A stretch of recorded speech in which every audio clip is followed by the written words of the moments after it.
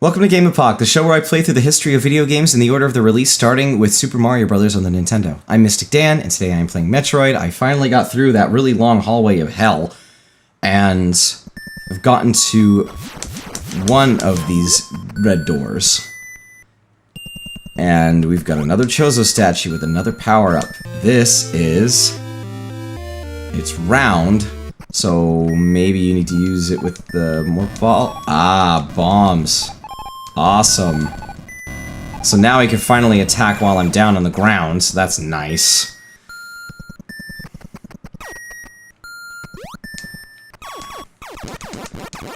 One of the challenging things in playing this is making sure that you're collecting as much energy as you can, just because energy is a hot commodity and it's hard to come by, and it's so crucial because every little hit, they do a ton of damage.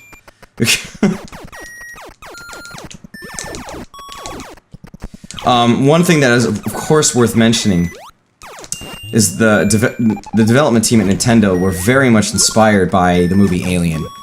So a lot of this stuff is designed thanks to Ridley Scott's movie Alien. In fact, one of the main villains in the series... oh, I don't have the ice beam, but I bet you I can go get it. Okay, is called Ridley, after Ridley Scott, the director of Alien.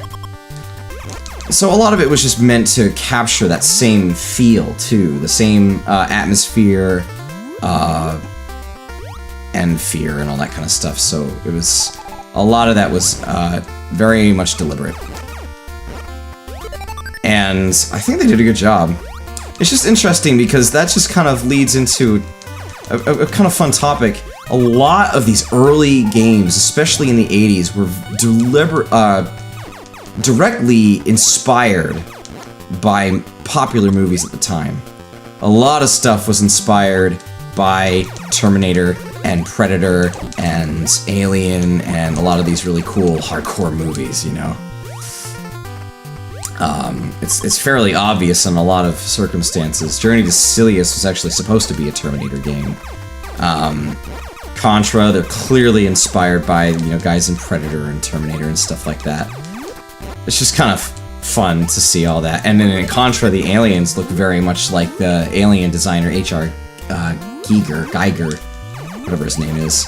Really awesome artist who designed the horrific aliens. I thought there was something here. Come on. Come on. Thought there was something. Am I in the right place? Yes! See, and that's the thing that kills you about this game is... why would you even think to do that? Because even if you could get down there, it would just be lava. But that's what's the thing about this game. It's so tricky, is... a lot of secrets are found where you would not expect things to be like that. So it's just really tricky.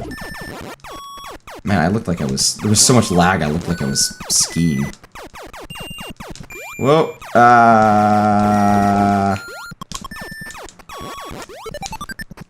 So I wonder what this has in store for me. Good thing I've been collecting missiles. Another Chozo room. And that is a monster holding an orb, but... oh, I'm firing blue things. Oh, I can just auto-fire by holding B. That's cool. I can auto-fire, oh, and I can see a nearby hallway. That's cool. You can auto-fire by holding B. I did not realize that. It's just, it's like a lot of games, you can't have more than 3 bullets on screen at any time. Bullets, lasers, whatever you want to call them. Oh, nice, those killed them. And you'll notice, I'm shooting things, and that guy up there is frozen. So I must have gotten an ice beam that freezes enemies. What is the utility of that? Oh yeah, that's right. Now you can turn enemies into platforms, so you can get up to higher areas, and that is going to be hugely important throughout the rest of this game. A lot of rooms were designed for you to take advantage of that. Oh great, how am I supposed to get out of here now? I don't know if I was supposed to come down here. That's a little worrisome. Oh, okay. So, one of the tricks, of course, to...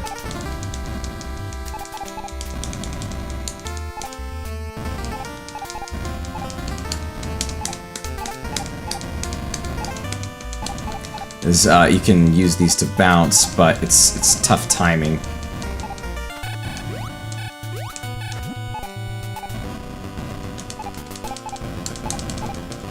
Yeah, I still haven't quite figured this out. Oh, there we go. I was able to do it by just hacking it. That's fun. Let me get my camera back connected.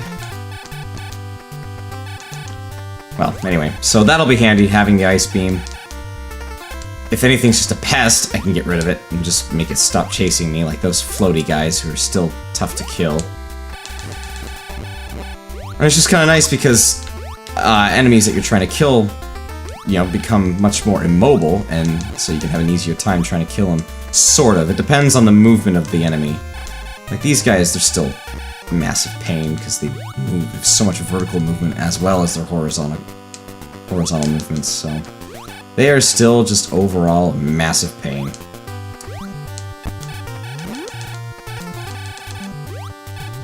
But I want to go back over here because now that I have this, these little guys that just kind of go back and forth that I can't kill, I can freeze. So now I can use them as platforms. So that should mean that up here I can now use these to ascend. At least somewhat. Looks like it's not a perfect system. Ah! Well, maybe I can't get quite up there yet because I don't have very good range with my jumping. So I guess I'll come back to that at another time. Alright, so I think for now that just means... down there. Yep. Alright, so I'll head all the way back over to the second of the tall hallways. And head down to where that elevator was that we saw last time, if you remember.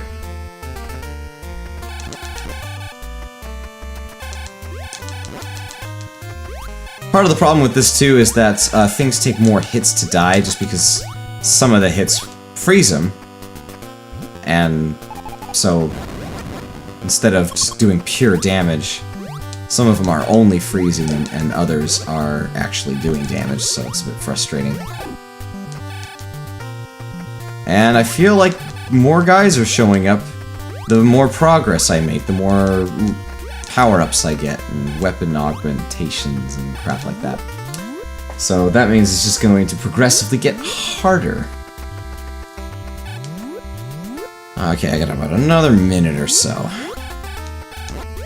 Ah, what? I didn't know I hit him twice. So you'll come to find, as you play these games, that E-tanks are enormously valuable, and you will very much want to find those.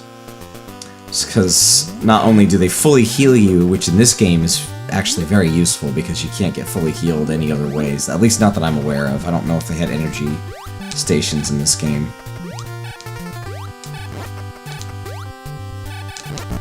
Ow! Gosh. Doing a whole lot of getting hit and not a whole lot of healing, so it's kind of a bummer. Kill it. Yeah, give me some health.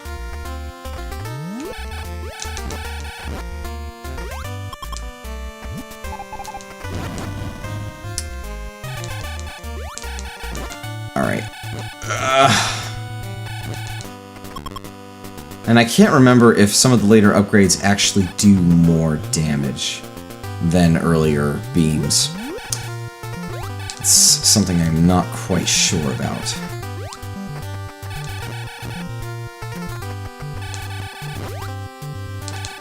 Ow.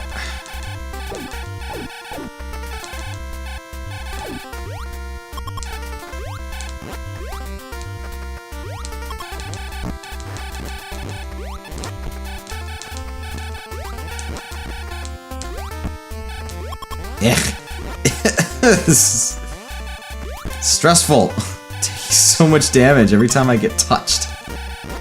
Sorry, I'm getting quiet. I just wanted to at least... I hope we can survive to get to the stupid elevator and move on to the next area. Man. I mean, I say that this game isn't so much difficult because of the necessary technical skill as much as just the fact that there's no direction and it's super easy to get lost, but there's definitely a need for good technical skill. That can't be overstated. And yeah, with that, that will take us to the next area. So check this out. And now Samus is facing us, looking cool.